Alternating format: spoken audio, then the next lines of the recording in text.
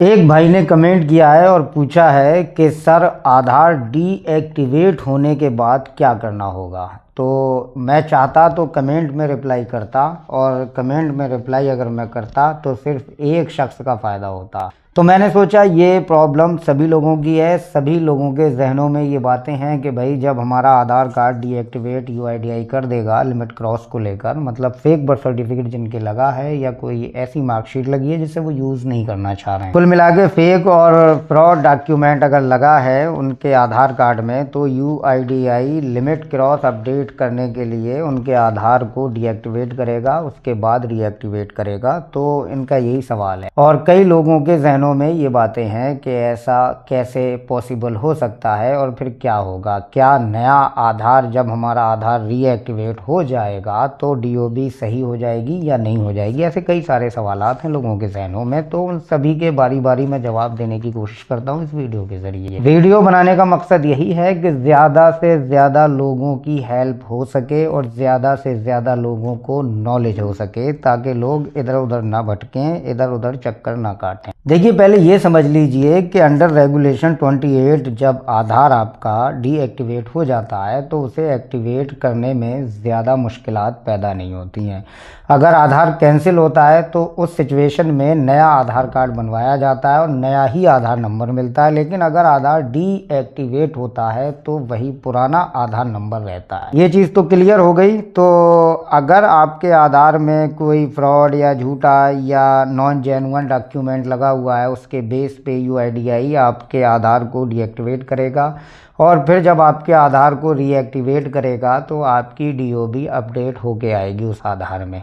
यहाँ एक चीज़ और है समझने वाली कि जब आपका आधार डाउनलोड होगा रीएक्टिवेट होने के बाद, तो फिर आपके आधार में वही डीओबी आएगी जो आप चाहते हैं। तो सवाल यही पूछा गया है ना कि आधार डीएक्टिवेट हो जाएगा तो उसके बाद क्या करना होगा। उसके बाद देखिए हमें ये करना है, ये है एक एफिडेविट फॉर रीएक्टिवेशन ऑफ आधार।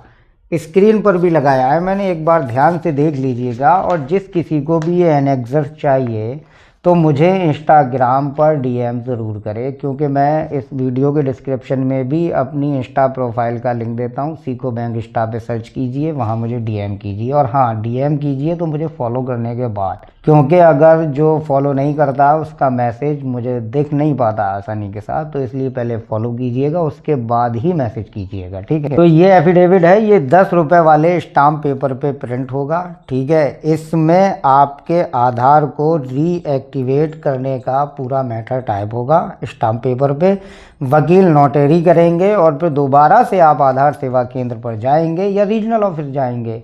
अगर आप चाहें तो अपने नज़दीकी आधार सेवा केंद्र पर भी जा सकते हैं। तो वहाँ रीएक्टिवेट बोलेंगे, अपने आधार को हमें रीएक्टिवेट कराना है, तो ऑपरेटर आपका ये स्टाम्प पेपर और ये लगा के आपके आधार को रीएक्टिवेट की रिक्वेस्ट डाल देगा, तो यूआईडीआई वहाँ से इसे अप्रूवल दे देगा।